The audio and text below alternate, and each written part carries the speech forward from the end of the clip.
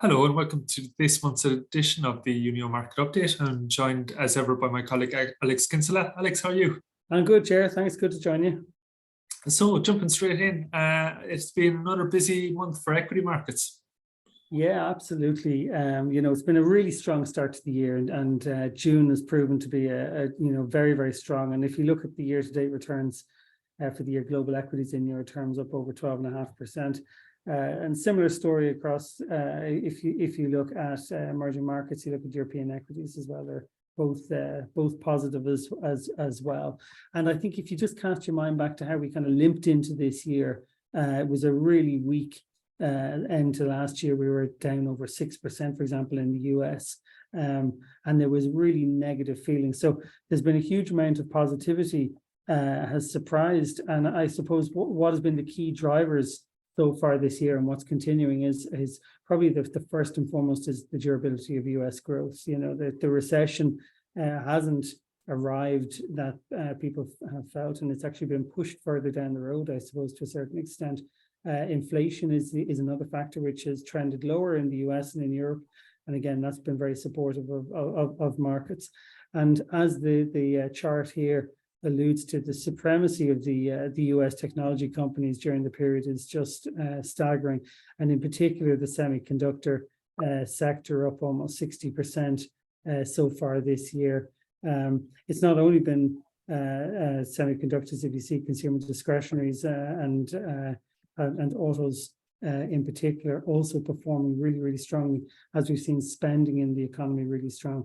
Now, there has been other areas haven't been quite so good. So we've seen our energy, for example, costs have fallen during the period, and energy stocks have fallen as a result. And again, you see banks still also performing relatively weakly during the period. And I think, Jared, this is probably a lot to do with the changes in interest rates over the period.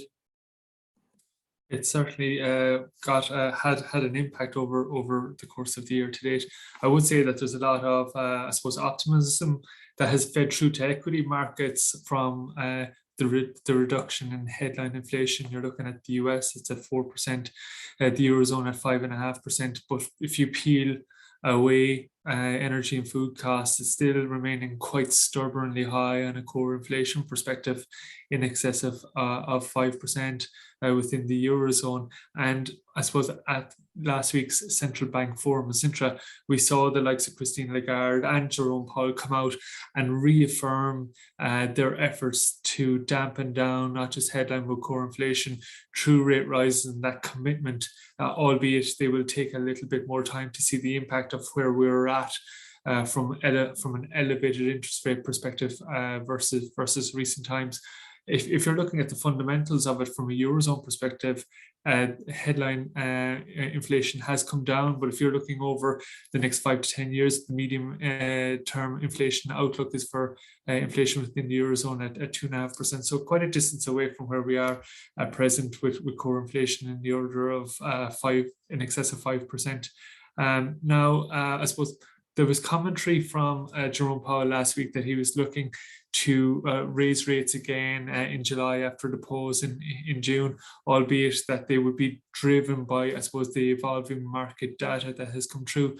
But contrary to, I suppose, that expectation that there could potentially be 2 more rate hikes over the course of this year, if you look at the cost of borrowing on US debt at a 10-year level, less a 1-year level, you can see a significant expectation by the markets that headline interest rates are going to come down quite significantly over the short to medium term. And really, that is just pointing to the fact that the market doesn't believe that central bank policy will get it right when it comes to landing, I suppose, this interest rate cycle and the impact it could subsequently have on the economy from a labour and a growth perspective.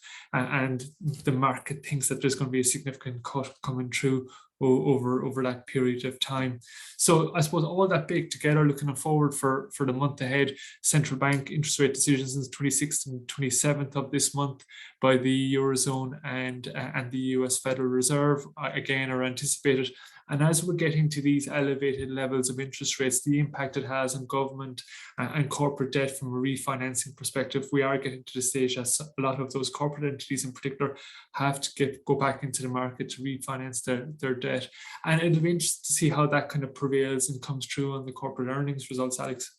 Yeah, no, absolutely. Certainly from a corporate perspective, earnings, the first quarter surprise to the upside, and analysts in general have been downgrading their earnings expectations over the last period, and that is going to continue. I think that there's a 6% expectation of earnings decline in the second quarter of 2023. So that's when they'll come out later on in July and August, and certainly that could lead to downward pressure. If the fear of a recession does emerge over the next 12 months or so, you might see further earnings pressure, and that could affect, for example, the employment levels in the US and in other markets. So that certainly is an area that we'll be focusing on. The other areas, again, just coming back to the one which has been omnipresent for the last few months, has been geopolitical risk. Obviously, ongoing conflict in Europe with Russia and Ukraine, and all the turbulence in the Russian market as well. So there'll be a close eye on that area, as well as also Taiwan and China and the US.